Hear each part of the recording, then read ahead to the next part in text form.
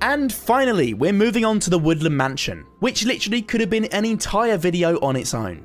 So as you can see, I'm starting with the entrance and really trying to channel a menacing vibe into my building. Now I've seen a few Woodland Mansion transformations that give off a sort of ski lodge or log cabin vibe, which is cool, but I think a mansion should look a little more intimidating and ominous.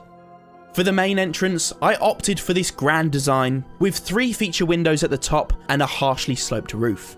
Even though the original Woodland Mansion's roof is super flat, I thought I could take that feature and put my own spin on it with a harshly sloped roof, since it still has a large surface area.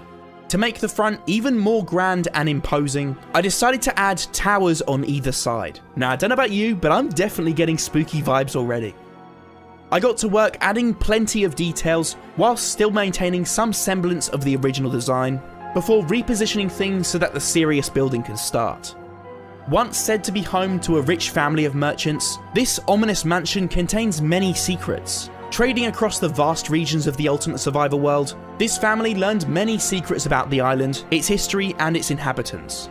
Many attempted to infiltrate the mansion, in hopes of uncovering ancient secrets or hidden treasure. But the wizard cast protective enchantments to help keep the family safe. One day, the family mysteriously disappeared without a trace, and the mansion is now said to be home to far more fearsome inhabitants these days. I wonder if you guys will be able to work out what really happened. Anyhow, with the front and sides of the mansion complete, I thought it would be cool to create a courtyard in the centre, with a bunch of walkways, balconies, roof variation, and even a clock tower. I mean, it doesn't actually work, but hey, it's still accurate twice a day.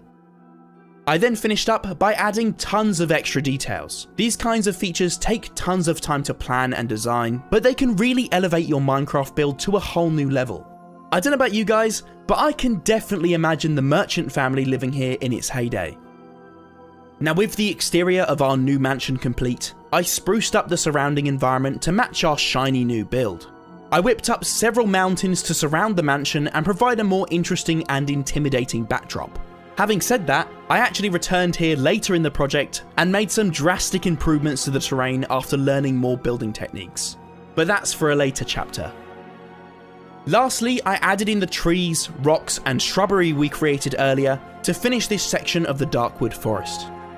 And of course, we created that perfect opening in the middle of our mansion for a courtyard. So I decorated it with pathways, bushes, flowers and a fountain. As a final addition to the mansion, I mixed in different block materials to add texture and wear and tear to the mansion. It is abandoned after all. So that just leaves the enormous task of tackling the interior. First things first, I dissected the vanilla mansion just to see the different types of rooms we're dealing with. That way I could really make this an authentic upgrade. Obviously I'm not going to be able to paste the hallways and rooms into the new mansion and directly transform them.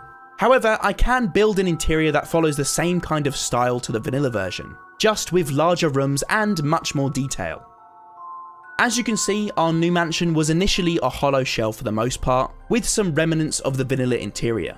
So I cleared it out in preparation for all of our new rooms. Using an assortment of my trusty coloured wool, I mapped out the ground level of the mansion, marking out hallways, rooms and staircases. Of course, the first room we need as soon as you walk into the front door of the mansion is a grand entrance. The main reason I started here was because I planned to keep this entrance very open plan, allowing access from all 3 floors of the mansion to balconies with a view all the way down to the bottom floor. As for the hallways, the most notable part of the vanilla design is the pillared supports on either side that line the walls, so I recreated that in my own style. I made sure to add plenty of small decorations which took up the majority of time, from banners to plant pots, paintings, armor stands and cobwebs to add that creepy and abandoned vibe we're going for. That's not to mention all the special loot and lore related items. I then tackled the second floor, plotting out all the different rooms and decorating the long winding hallways.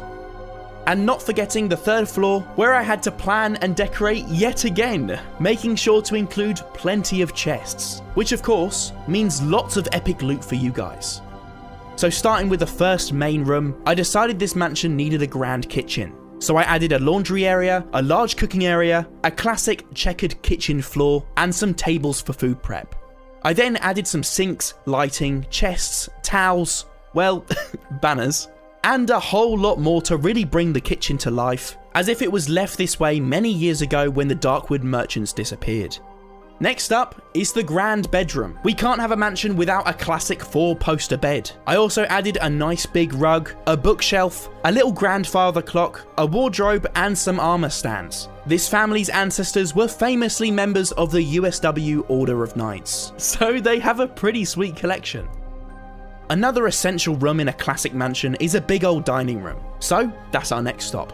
I added this long table and chairs as well as some decorations, and of course taking a few bits of cake to keep me going through all of this building. Now for a cozy library, where the merchant family wrote their diary entries and gathered to tell each other stories. Honestly guys, I don't think anyone could read all of these books in one lifetime. Just to quickly show you guys some of the other many rooms I spent hours adding, including vanilla upgrades and new additions, we have a once cozy lounge and study area, a fully stacked wine cellar for the family's partying,